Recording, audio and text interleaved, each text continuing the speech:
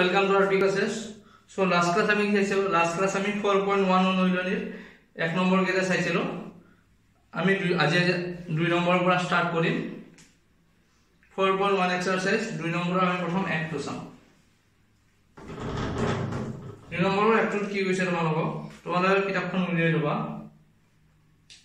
আয়তাকাৰ মাটি এটুকুৰা কালি আমাৰ 528 বৰ্গ মিটাৰ আয়তাকাৰ মাটি এটুকুৰা কালি 528 বৰ্গ মিটাৰ তাৰ পিছত কি কৈছে মাটি এটুকুৰাৰ দিঘ ইয়াৰ পথালিৰ 2 গুণতকৈ কিমান বেছি 1 বেছি আমি মাটি এটুকুৰাৰ কি দিঘ আৰু প্ৰস্থ উলিয়াব লাগে এই কন্ডিশন মানে কি আমাৰ এই যেটো পৰিস্থিতি আছে ইয়াক আমি কি সমীকৰণৰ আধাৰত লিখিব আছে হয় না প্ৰথমতে আমাৰ কি হৈছে আয়তাকাৰ মাটি টুকুৰাৰ কালি দিয়া আছে মাটি দিয়া আছে কি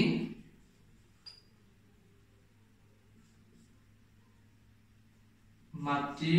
টুকুৰাৰ কালি কিমান দিয়া আছে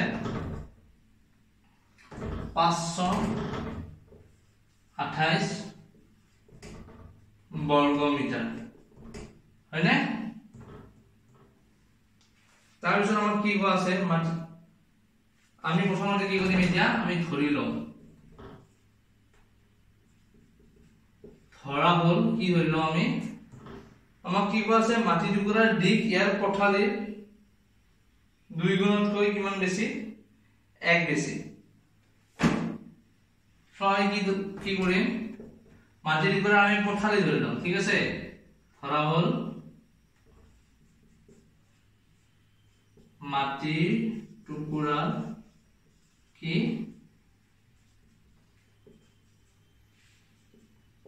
পথালি কিমান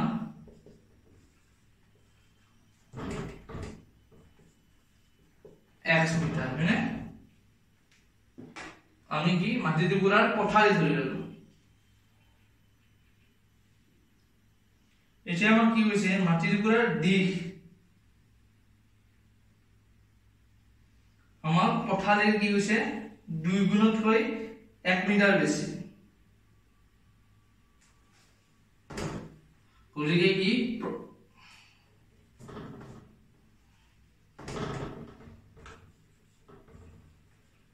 প্ৰশ্নমতে কি হ'ব প্ৰশ্নমতে মাটি টুকুৰাৰ কি হ'ব দিক হ'ব কিমান হৈছে আমাক পথালিৰ 2 গুণতকৈ 1 বেছি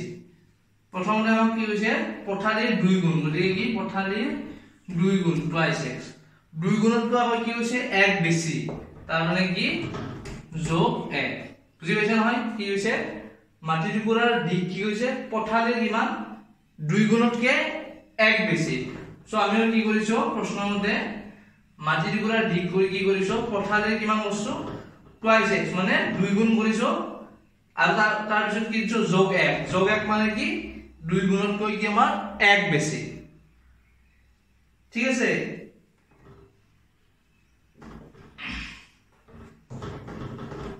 তাৰ পিছত আকৌ আমাক কি দিয়া আছে মাটি টুকুৰাৰ কি দিয়া আছে কালি দিয়া আছে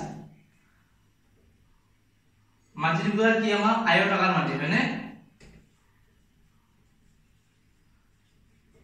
আমি জানো কি আয়তৰ কালি কিমান আয়তৰ কালি সমান কি আছিল আয়তৰ কালি সূত্ৰটো কি আছিল আয়তৰ কালি সূত্ৰটো আছিল কি দিক পূৰণ প্ৰস্থ বা কি আমাৰ পথালি হয়নে এতিয়া আমাৰ কি দিক কিমান দিয়া আছে 2x + 1 হয়নে দিক কিমান দিয়া আছে 2x + 1 পালো প্ৰস্থ আমি কিমান ধৰি লৈছো x মিটাৰ হয়নে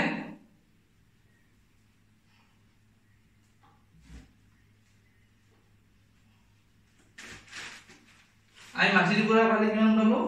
x * 2x + 1 এটা আমাৰ কি আয়তৰ কালি হয়নে আয়তৰ আয়তটো কি আমাৰ দিক পূৰণ প্ৰস্থ গতিকে আমাৰ ইয়াত এনে লিখিব পাৰা গতিকে এতেকে মাটি টুকুৰাৰ কালি মাটি টুকুৰাৰ কালি কিমান হ'ব দিক মানে কিমান 2x + 1 টো লৈছো আৰু প্ৰস্থ কিমান আমাৰ x আমাৰ প্ৰশ্ন কি কৈছে প্ৰশ্ন কৈ দিছে যে মাটি টুকুৰা আমাৰ কি আয়তাকাৰ মাটি হেয়বে আমি কি কৰিব পাৰিছো এইটো আমি 2x এইটো সূত্ৰ ব্যৱহাৰ কৰি আমি কালিটো উলিয়াব পাৰিছো আকৌ আমাক কি কৈছে প্ৰশ্নত আমাক কি দি থৈ দিয়া আছে মাটি টুকুৰাৰ কালি কিমান আছে 528 বৰ্গ মিটাৰ হয়নে গতিকে আমি কি লিখিব পাৰো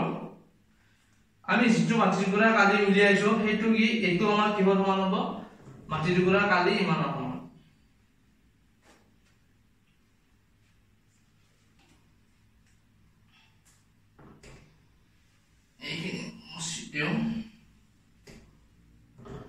মাটি টুকুৰাৰ কালি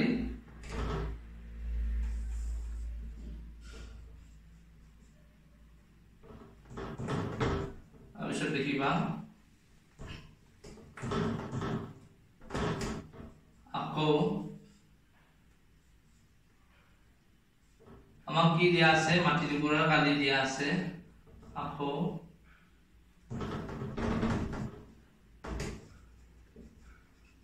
মাটি টুকুৰাৰ কালি আমাৰ কিমান 528 বৰ্গ মিটাৰ হয়নে মানে কি মাটি টুকুৰা কালি আমাৰ 528 বৰ্গ মিটাৰ পাইছো আমি ইয়াত কি পাইছিলো মাটি টুকুৰা কালি 2x + 1 + x গতিকে মাটিৰ কালিৰ জায়গাত কি লিখিব পাৰো এইটো 2x + 1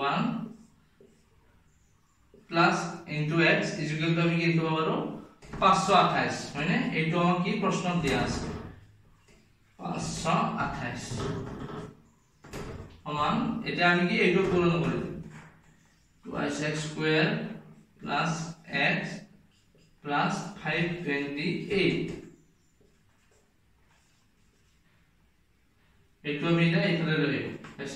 plus x minus 528 is equal to 0 এইটো আমাৰ কি হৈছে ax² plus bx plus c আদি আছে হয়নে হলে এইটো x plus that a is equal to কি পাম 2 পাম b is equal to কিমান পাম f পাম আৰু c is equal to কিমান পাম minus 528 এইখিনি লিখিব নালাগে কোৱেশ্চনত পৰীক্ষা মই জাস্ট বুজাব কাৰণে কৈছো সো আমি কি এই সমীকৰণটো আমি পালো এতিয়া কি লিখি এই সমীকৰণটো কি আমাৰ ax² + bx + c আদি কি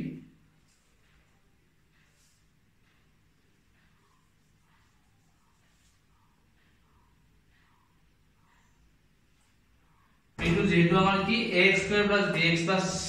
কি আমাৰ c আদি আছে গতিকে মাটি টুকুৰাৰ কি আমাৰ মাটি টুকুৰাৰ দিক আৰু কিহে প্ৰস্থই কি কৰে মাটি টুকুৰাৰ দিক আৰু প্ৰস্থই সমীকৰণটো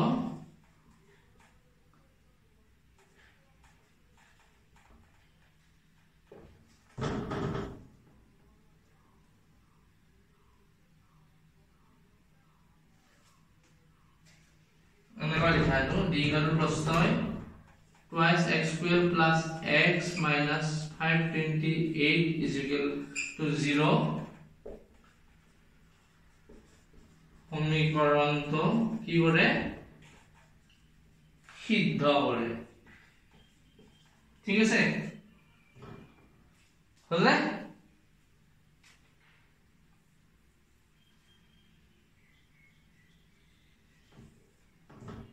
আমাক এইটো উলিয়াব দিছে পৰিস্থিতিটো আমাক কি কৈছে কোৱেশ্চনত যে কি কৈছে তলৰ পৰিস্থিতি কি দ্বিঘাত সমীকৰণ আদি প্ৰদৰ্শন কৰা এইটো আমি কি দীঘা সমীকৰণ আদি প্ৰদৰ্শন কৰিলো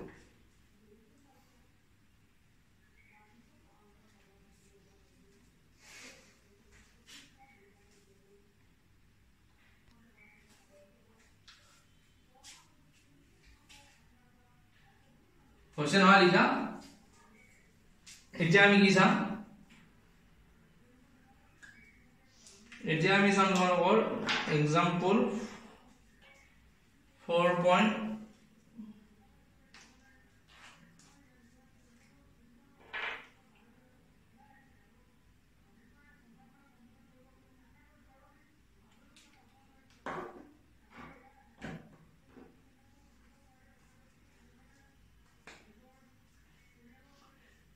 এটা আমি 2 নম্বৰটো চাম এটো লেখা আছে হয়নে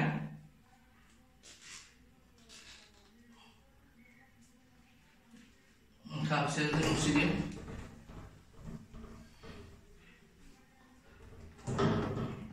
দুটা পাস করে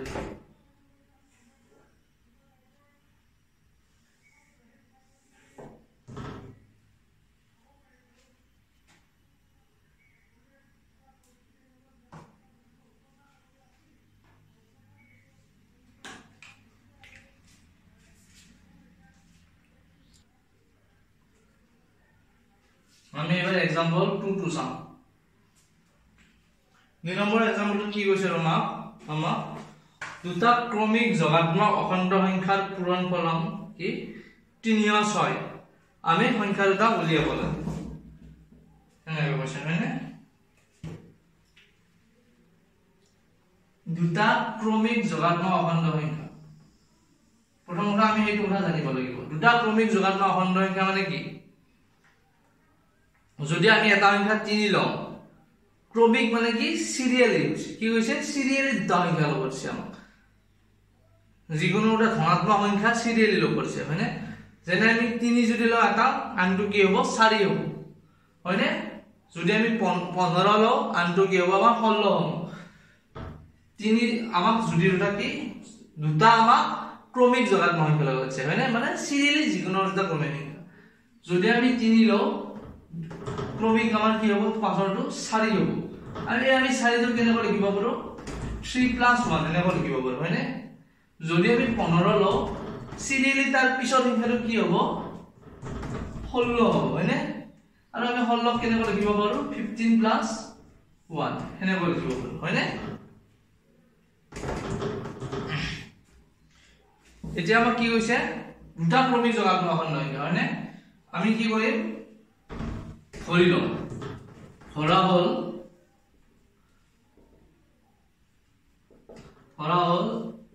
এটা সংখ্যা কি আমাৰ x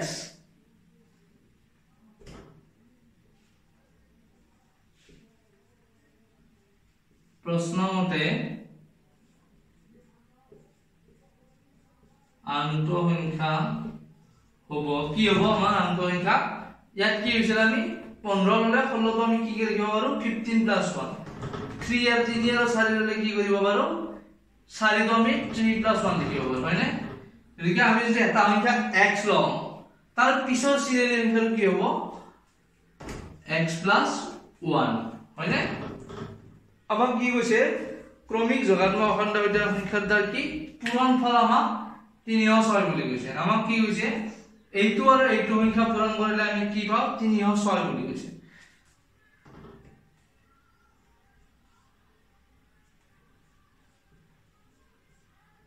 গতিকে আমি কি লিখিব পাৰো x * x + 1 * 3 আৰু 6 এটো কেনেকৈ লিখিলো আমি সংখ্যাটো ধৰি লৈছো আমি x আৰু x + 1 হয়নে এতিয়া কি হৈছে তাহাম দুটা আমাৰ কি হৈছে পূৰণ ফলটো আমাৰ 3 আৰু 6 বুলি কৈছে গতিকে কি আমি এইটো x * x + 1 এটা পূৰণ কৰি আমি কি হৈছে 3 আৰু 6 বুলি কৈছে এতিয়া আমি বেলেগ এখন কৰো এই দুটা পূৰণ কৰি দিম x² + x 3 আৰু 6 যদি এইফালে লৈ আহো কি এবাৰ লিখি দিম 3 আৰু 6 x² + x 3 আৰু 6 এইফালে লৈ আহিলে কি হ'ব -306 = 0 এইটো আমাৰ কি আছে x square plus bx plus c আছে হয়নে আছে যত আমাৰ কি a is not equal to 0 কাৰণ ইয়াত a equal to কিমান 1 গতিকে এইটো আমাৰ কি এটা দ্বিঘাত সমীকৰণ হয় হয়নে সো আমি লাষ্টত কি লিখিম ক্ৰমিক সংখ্যাৰ দুটা আমাৰ কি ক্ৰমিক সংখ্যাৰ দুটা আমাৰ কি এই সমীকৰণটো সিদ্ধ কৰিব একে লিখিব হয়নে গতিকে দিয়া এতেকে ক্ৰমিক সংখ্যা দুটাৰ x square plus x minus 306 is equal to 0 কি আমাৰ সমীকৰণটো এখানে লিখছো হা সমীকৰণটো কি কৰিব সিদ্ধ কৰিব ঠিক আছে এইটো হল না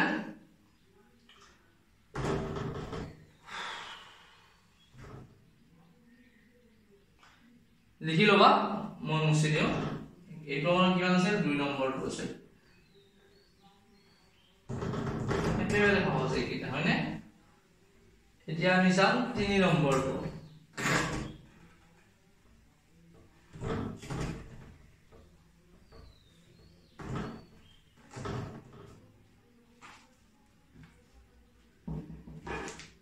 তিনি নম্বৰত কি হৈছে আমাৰ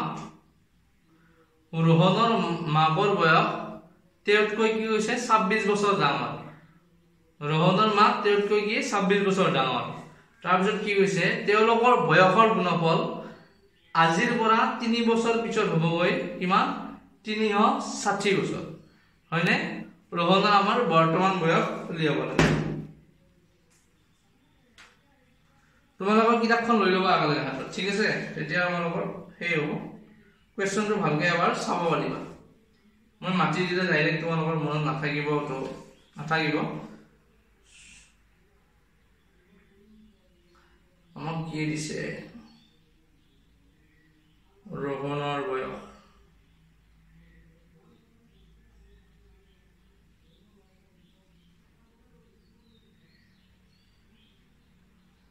প্ৰথমতে আমি ইয়াত কি কৰিম প্ৰথমতে আমি ইয়াত रोहनर বয়সটো ধৰি লওঁ 3 নম্বৰ কোৱেশ্চনটো ঠিক আছে ধৰা হল কি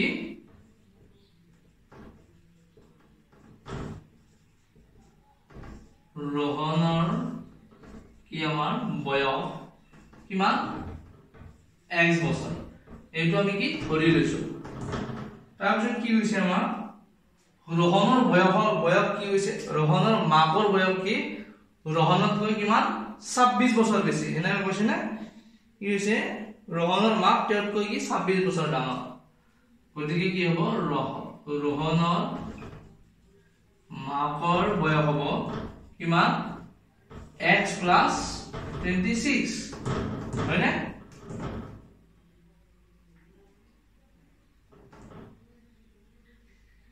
তাৰপিছত আমাক কি কৈছে কোৱেশ্চনটো তেওঁলোকৰ বয়সৰ গুণফল আজিৰ পৰা 3 বছৰ পিছত কিমান হ'ব 360 হ'ব প্ৰথমতে আমি কি লিখিম এতিয়া আজিৰ পৰা ইমান দীঘলকৈ লিখিব নালাগে ইয়াত গণিতত যেতিয়া তোমালোকে এইখিনি লিখিবা যিমান মানে ইমান কি ছুটিকৈ লিখিব ট্ৰাই কৰিবা সময়টো তোমালোকে আই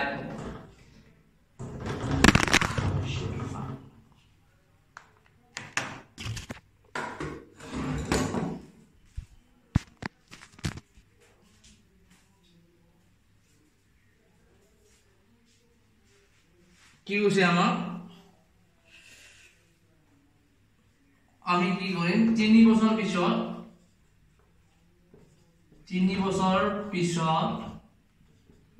কি হ'ব रोहनर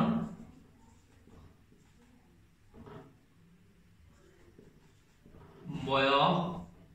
হ'ব কিমান হ'ব 3 বছৰ পিছত रोहनर বয়স x plus 3 বছৰ হয়নে 3 বছৰ পিছত रोहनर एटु মই এনেকৈ লিখিম रोहनर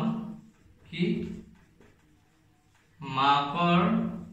কি হ'ব বয়স হ'ব কিমান হ'ব মাকৰ বয়স আগতে কিমান আছিল x + 26 বছৰ এতিয়া কিমান হ'ব x + 26 + 3 হয়নে বছৰ 26 ৰ লগত 3 যোগ হ'লে কিমান হ'ব 29 বছৰ হয়নে সো x + 29 বছৰ 4 বছৰ পিছত গ্ৰহণৰ মাকৰ বয়স হ'ব কিমান x + 29 বছৰ এতিয়া আমাৰ প্ৰশ্নত কি কৈছে তেওঁলোকৰ কি বয়সৰ গুণফল আজিৰ পৰা 3 বছৰ পিছত হ'বগৈ 360 তাৰ মানে কি কৈছে 3 বছৰ পাছত আমাৰ কি ৰহনৰ বয়স 3 বছৰ পিছত ৰহনৰ বয়স আৰু 3 বছৰ পিছত আমাৰ কি মাকৰ বয়স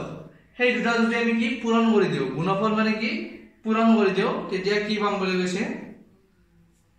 তাহাৰ বয়স কিমান হ'ব বুলি কৈছে 360 বছৰ বুজি পাইছা নহয় মই আকবাৰ কৰি দিছো কি কৈছে তেওঁলোকৰ বয়সৰ গুণফল আজিৰ পৰা 3 বছৰ পিছত হ'বগৈ 360 তাৰ মানে কি কৈছে আজিৰ পৰা 3 বছৰ পিছত ৰহনৰ বয়স যিমান হ'ব আৰু আজিৰ পৰা 3 বছৰ পিছত মাকৰ বয়স যিমান হ'ব আমি সেই বয়স দুটা যদি কি পূৰণ কৰি দিও আজিৰ পৰা 3 বছৰ পিছত ৰহনৰ বয়স যিমান হ'ব আৰু আজিৰ পৰা কিমান 3 বছৰ পিছত মাকৰ বয়স যিমান হ'ব আমি যদি সেই বস্তুটা কি পূৰণ কৰি দিও তেতিয়া কি হ'ব তাহাৰ বয়স 360 হ'ব বুলি কৈছে হয়নে গুণফল মানে কি দুটা বস্তু পূৰণ কৰি দি যেটো পাও সেইটোক আমি গুণফল বা কি বুলি কও পূৰণফল বুলি কও হয়নে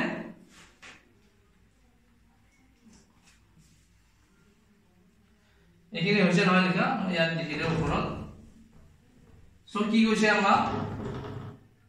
3 বছৰ পিছত ৰহনৰ বয়স আৰু মাকৰ বয়সৰ পূৰণফল কিমান হ'ব 360 3 বছৰ পিছত ৰহনৰ বয়স কিমান হৈছে x + 3 সো মাকৰ বয়স কিমান হৈছে x + 29 হয়নে এটো আমি পূৰণ কৰিছে x + 29 আহমদৰ বয়সৰ 3 বছৰ পিছত ৰহনৰ বয়স আৰু মাকৰ বয়সৰ পূৰণফল আমাৰ কিমান হ'ব বুলি কৈছে 360 হয়নে এইটো আমি কেনেকৈ লিখিলো এইটো আমি লিখিছো প্ৰশ্ন মতে এতিয়া এইটো আমি পূৰণ কৰি দিম x²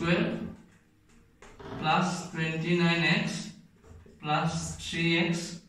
into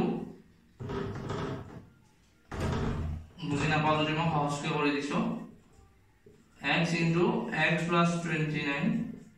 plus কি 3 into x plus 29 হয়নে 360 x into x কিমান হ'ব আমাৰ x² x into 29 কিমান হ'ব আমাৰ 29x 3 into x 3x 29 into 3 কিমান হ'ব 9 3 গুণ আমাৰ কিমান 9 3 গুণ 27 ৰ 7 হাতে গল কিমান 2 3 গুণ 2 3 গুণ 6 6 2 8 হয়নে 9 3 গুণ 27 9 3 27 ৰ হাতে গল 2 3 গুণ 6 6 2 8 87 ঠিক আছে নহয় 9 3 গুণ 27 ৰ 7 হাতে গল 2 3 গুণ 6 6 2 8 ঠিক আছে যোগ আমাৰ কিমান হ'ব 360 ইকুয়াল টু 360 এতিয়া আমি কি বনে x² 29x আৰু 3x কিমান হ'ব আমাৰ 29 এ 3 কিমান হ'ব 29 যোগ 3 32 মানে 32 হয়নে সো 32x প্লাস 87 এইফালে এইটো কিমান হ'ব মাইনাস 360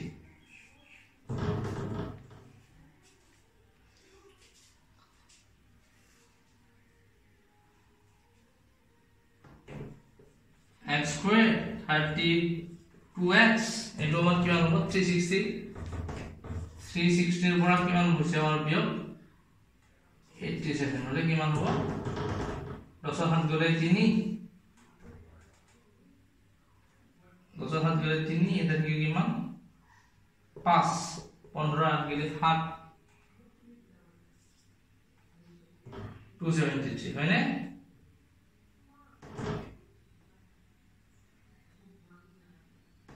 এইটো যে মিটিং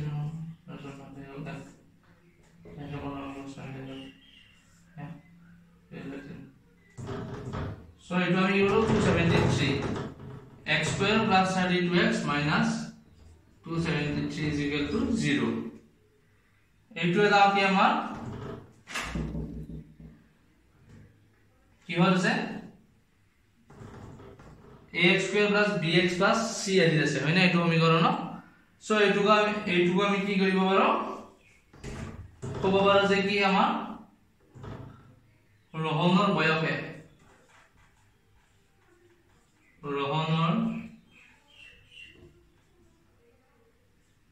কি কৰিব আমাৰ x square plus 32x minus 273 is equal to 0 দ্বিঘাত সমীকৰণটো কি কৰে সিদ্ধ কৰে সমীকৰণটো সিদ্ধ ঠিক আছে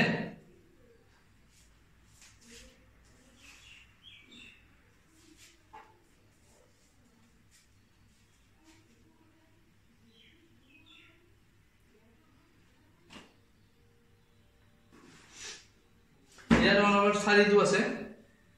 লাষ্ট এক্সাম্পল এইটো আমি চাম হয়নে এখানে লিখা আছে নহয় মানে যদি পজ কৰি লিখি লব